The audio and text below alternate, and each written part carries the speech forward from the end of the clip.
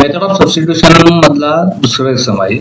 जरासं बघा last lecture मध्ये, लास्ट याच्या आधीच्या लेक्चर मध्ये इथं आपलं हे आन्सर आलेलं बरोबर आहे काय.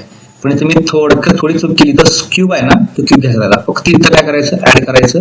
टी चा क्यूब आहे, टी ची value one plus log x. T ची व्हॅल्यू रिप्लेस केली मी, पण ती क्यूब द्यायचा राहिला. ठीक आहे, एवढं करेक्शन आहे. हा होता 11 नंबरचा क्वेश्चन. ठीक आहे, आता येणार आहे तो ऍक्च्युली 12 नंबरचा, ए 12 12 नंबरचा क्वेश्चन. ठीक आहे, आता हे कसं करायचं बघा. किती फंक्शन्स आहेत, एक एक्स क्यूब आहे, एक टॅन इनव्हर्स आहे, एक एक्स स्क्वेअर पण आहे, आणि एक 1 प्लस एक्स रेस टू 6 आहे. यापैकी एकाला पकडा. ठीक आहे, किंवा दोघांच्या पेअरला पकडा, कसं पण. त्याचा आन्सर जर दिसायला पाहिजे. बघा टॅन इनव्हर्स डेरिव्हेटिव्ह काय असते, 1/1 प्लस एक्स स्क्वेअर. ठीक आहे, 1/1 प्लस 1 प्लस आहे इथं बघा, इथे दिसते 1 प्लस. ठीक आहे, तिथे एक्स रेस टू 2 पाहिजे, इथे एक्स रेस टू 6 आहे. म्हणजे एवढं समजलं की टॅनचा थोडा भाग आहे, म्हणजे टॅनला आणि काहीतरी ऍड केलं तर त्या दोघांचे मिळून इथं 6 येऊ शकते. काय येणार बघा, हे बघतो आता. ह्यात अंदाज काढतो. एक तर बघा इथं एक्स रेस टू मध्ये 2 आले इथं. ठीक आहे, इथं एक्स रेस टू 6 आहे.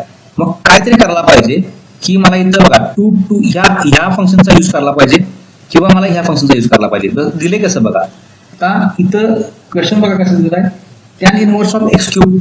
हा पार्ट एकत्र आहे. ठीक आहे, हा पार्ट एकत्र आहे. एकत्र पार्ट मी कुठला घेणार, हा आणि हा घेतो. बघा मी करतो इथं रफ मध्ये, हे रफ मध्ये सगळं पुसून टाकतो. बघा tan inverse of x cube घेतला, त्याचा डेरिव्हेटिव्ह काय येणार बघा. टॅन इनव्हर्सचा काय असतो, टॅन इनव्हर्सचा 1/1 प्लस टॅनची जी व्हॅल्यू आहे त्याचा स्क्वेअर घ्यायचा आहे. पण टॅनची व्हॅल्यू काय आहे, एक्स क्यूब आहे. मग इथं काय, पॉवरची मल्टिप्लिकेशन. म्हणजे काय झालं, हे 1/1 प्लस एक्स रेस टू 6 हे बघा आलं इथं आहे काय. म्हणजे हे मॅच झालं. हा म्हणजे मला हे कॉम्बिनेशन घ्यायचं आहे. ओके, रेकग्नाइज करता आलं. चला मग ऍज पर त्याच्याप्रमाणे सगळं परत स्टेप बाय स्टेप करत जाऊ. ठीक आहे, बघा आता असं तुम्हाला थोडं काम करता आलं पाहिजे रफ मध्ये, आणि थिंकिंग थोडं फास्ट करायचं, कारण 1.5 मिनिटात 2 मिनिटात सुटायला पाहिजे गणित. ठीक आहे, बघा आता इथं बघा काय ठरलं आपलं रफ मध्ये गेल्यावर. तर हे जे tan inverse of x cube आहे ह्याला मी म्हणणार टी. पण डिफरन्शिएट करा, टॅन इनव्हर्सचा काय असते, हा अँगल बघू नका. टॅन इनव्हर्सचा काय असते, 1/1 प्लस इथं जे कोण येते त्याचा स्क्वेअर होते. त्याचं कोण आहे आत, टॅनचा अँगल कोण आहे, ती लिहून टाका डोळं झाकून.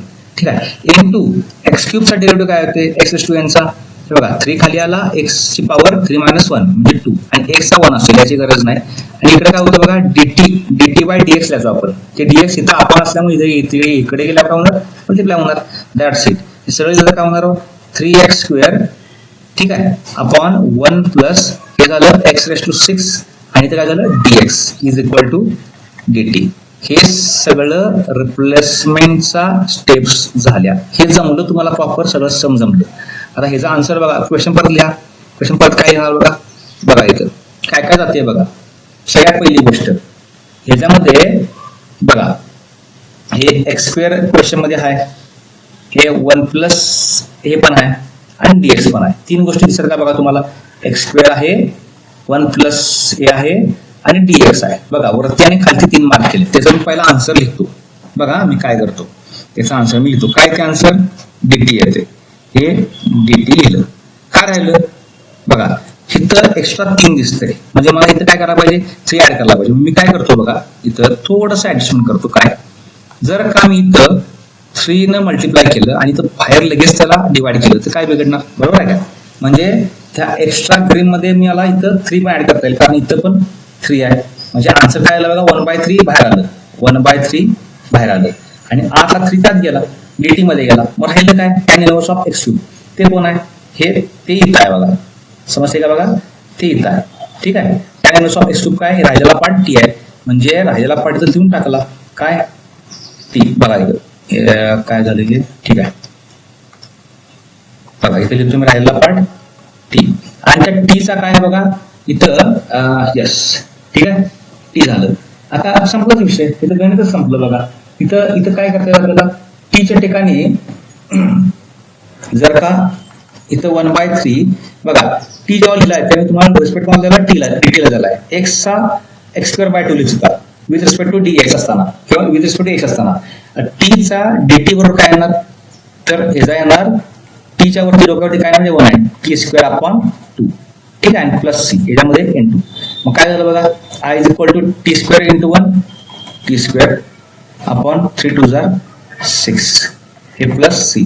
पण हे आपलं फायनल आन्सर आहे काय? नाही. टी ची व्हॅल्यू पण रिप्लेस करायला लागते. रेक्टँगल बघा, हा रेक्टँगल बघा काय आहे, टी ची value tan inverse of cube, म्हणजे काय होणार आहे, I is equal to tan inverse of x cube. या सगळ्याचा काय इथं स्क्वेअर आहे, मगाशी राहिलेलं बघा क्यूबचं, कसं इथं स्क्वेअर राहायला नको पाहिजे. ठीक आहे, आपण 6 प्लस सी.